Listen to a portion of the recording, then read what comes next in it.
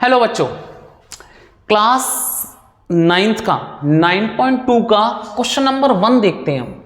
ठीक है ना, सर्कल्स का बहुत ही इंपॉर्टेंट क्वेश्चन है। आइए इस क्वेश्चन को देखते हैं कैसे ये होने वाला है।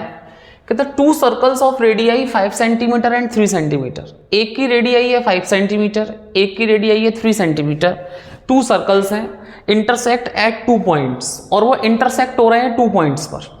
एक ये पॉइंट है और ये पॉइंट है। ये 2 सर्कल्स हैं, इंटरसेक्ट हो रहे हैं 2 पॉइंट्स पर। And the distance between their centres, इनके सेंटर्स की डिस्टेंस, यानी कि O इसका सेंटर और O डैश इसका सेंटर। ठीक है, O और O डैश दोनों की जो डिस्टेंस है वो 4 सेंटीमीटर है।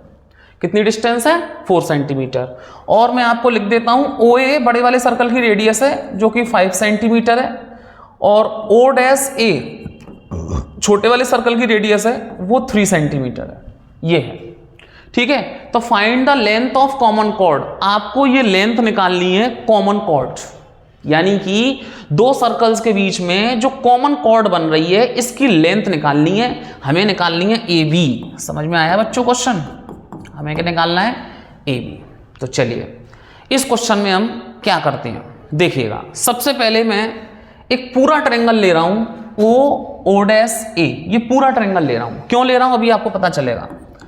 In triangle O dash A, ये पूरा ट्रायंगल लिया मैंने।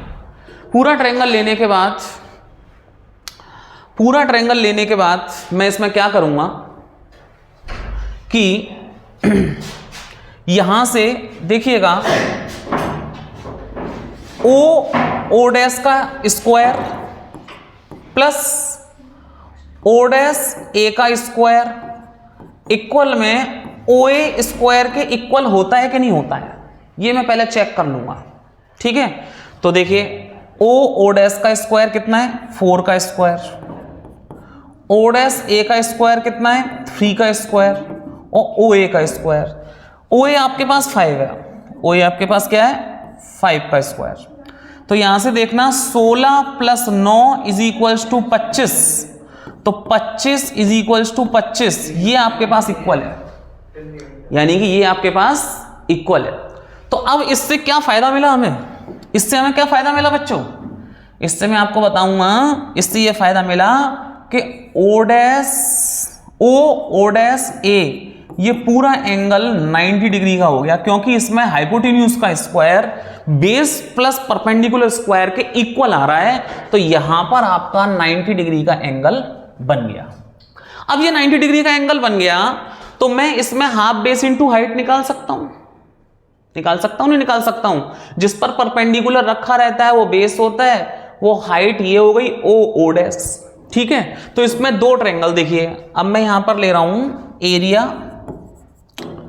O dash A। तो area O dash A half base into height, तो हाफ बेस क्या होगा? O डैश, और हाइट क्या होगी? O dash A। जरा ढंग से समझना। तो हाफ, मैं इसे आगे ही लिख देता हूं, इससे मुझको इसका एरिया आ जाएगा हाफ। O डैश का कितना है? 4, और O डैश A का कितना है? 3। तो 2 2 जा 2 3 जा 6 सेंटीमीटर स्क्वायर। ये मेरे पास एरिया आ गया। ये मेरे पास क्या आ गया? एरिया। चलिए अब ये एरिया आ गया। अब देखिए एक और परपेंडिकुलर रखा है, ये रहा O डैश A O में। ठीक है नहीं? ठीक है, और इसका बेस क्या हो जाएगा? ये। तो फिर से मैं इसका एरिया निकाल लेता हूं।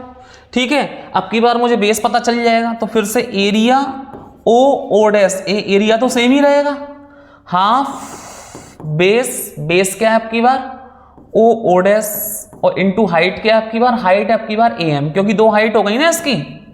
एक तो हमने हाइट ये वाली निकाली थी O डैश, यहां पर 90 डिग्री बन रहा था, चेक कर लो। अब एक 90 डिग्री यहां बन रहा है, क्योंकि कॉमन कॉर्ड होती है तो कॉमन कॉर्ड आपको सेंटर से 90 डिग्री बनाती है। जानते हो नहीं जानते हो? ये थ्योरम है। तो इसका मेरे को एरिया दिया हुआ है 6, तो मैं 6 लिख देता हूं। हाफ इंटू 4, इससे मेरे को AM पता चल जाएगा। इससे मेरे को क्या पता चल जाएगा? AM। और जब मेरे को AM पता चलेगा तो AM को मैं डबल कर दूंगा तो मेरे पास AB आ जाएगा। ठीक है, तो देखिए 2 2 जा, और 2 से गया 3, तो AM मेरे को मिल गया 3 सेंटीमीटर। AM मेरे को कितना मिल गया? 3 सेंटीमीटर। अब AM मेरे को 3 सेंटीमीटर मिल गया, तो मेरे को AB चाहिए। तो AB क्या होता है? AB क्या होता है? AB होता है AM प्लस MB, यानी कि ये भी इसके इक्वल होता है। यानी कि जो कॉर्ड सेंटर से जाती है तो वो कॉर्ड बाइसेक्ट करती है। ये थ्योरम है क्लास 9th में। तो 3 + 3 = 6 सेंटीमीटर हमारे पास ये कॉर्ड की लेंथ आ चुकी है, और यही हमें फाइंड करनी थी बच्चों। अगर आपको कोई भी डाउट होता है तो प्लीज मुझे कमेंट करके बता सकते हैं। हेलो बच्चों, 9.2 सर्कल के सेकंड क्वेश्चन की बात करते हैं। ये भी एक बहुत ही बेहतरीन क्वेश्चन है, मोस्ट इंपॉर्टेंट हो सकता है सर्कल में, मोस्ट इंपॉर्टेंट। देखिए इस सर्कल में क्या हमें गिवन है, क्या हमें प्रूव करना है और कैसे हम प्रूव कर सकते हैं, ये सारी चीजें मैं आपको बताऊंगा। सबसे पहले हम रीडिंग करते हैं क्वेश्चन की कि 2 equal chords, if 2 equal chords of a circle. हमारे सर्कल में 2 इक्वल कॉर्ड्स दिया हुआ है, एक तो दिया हुआ है AB, एक दिया हुआ है CD, 2 इक्वल कॉर्ड्स दिया हुआ है, ठीक है। Intersect with in the circle, यानी कि दोनों ही इक्वल कॉर्ड्स सर्कल के अंदर इंटरसेक्ट हैं। सर्कल के अंदर क्या है? Intersect with in the circle. Prove that the segments of one chord, हमें क्या प्रूव करना है कि एक कॉर्ड का सेगमेंट, समझना जरा बात को।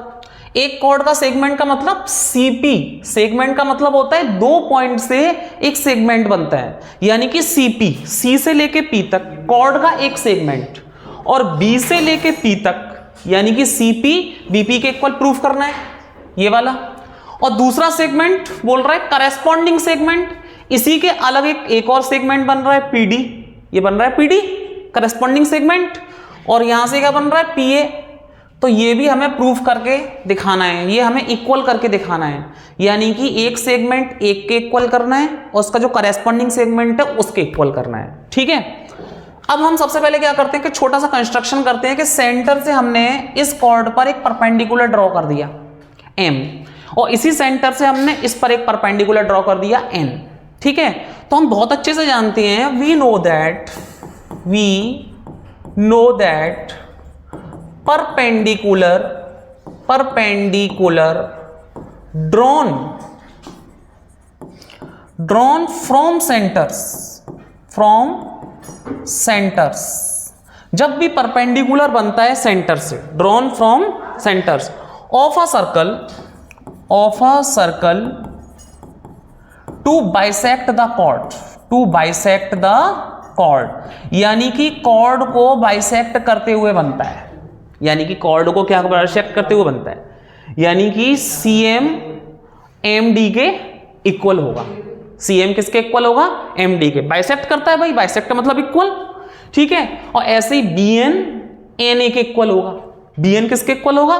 NA के। तो देखो मैं आपको बताऊं कि अगर CM प्लस MD दोनों मिलके क्या बना रहा है? CD बना रहा है। CM प्लस MD दोनों मिलके क्या बना रहा है? CD बना रहा है। और CM और MD इक्वल है, तो अगर मैं CM प्लस MD की जगह भी CM लिख दूं तो कोई बुराई है क्या? कोई बुराई नहीं है, क्योंकि MD किसके इक्वल है? CM के। और CM कितना हो गया? 2CM is equals to CD, और 2 को मैं नीचे ले जाऊं तो CM is equals to half of CD, यानी कि ये हमें मिल चुका है। CM is equals to half of CD। तो मैं इसी को देखो थोड़ा सा हथियार बनाऊंगा, मैं यहां लिखूंगा half of CD is equals to CM। देखो हाफ ऑफ CD किसके इक्वल है? CM के इक्वल है। और CM किसके इक्वल है? MD के इक्वल है। तो आप इसे MD भी लिख सकते हो कि MD और CM हाफ ऑफ CD के इक्वल होंगे। MD और CM किसके होंगे? हाफ ऑफ CD के इक्वल, ठीक है।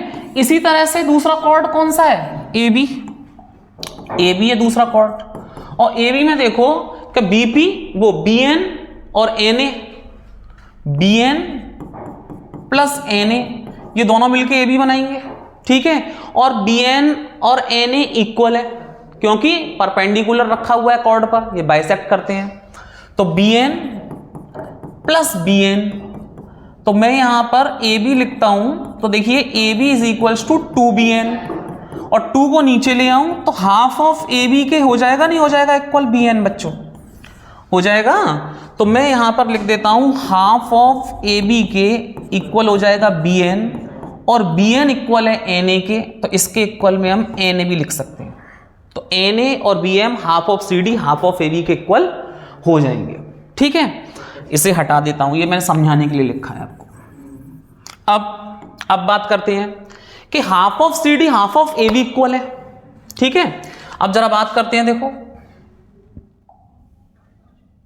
जरा बात करते हैं। अच्छा क्वेश्चन है ये, थोड़ा अच्छे से इसे करना का बस। अब देखिए, अब हम बात करते हैं कि देखो हाफ ऑफ ए बी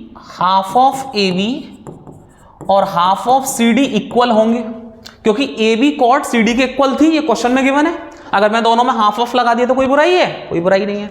तो हाफ ऑफ ए बी के इक्वल क्या है? सी एम, उसके इक्वल क्या है? M D. Half of C D के इक्वल क्या है? बी एन, इसके इक्वल क्या है? N A. तो ये सब आपस में चारों एक दूसरे के इक्वल हो जाएंगे। सबसे पहली बात तो आपको ये कर लेनी है। समझ में आया कि नहीं आया?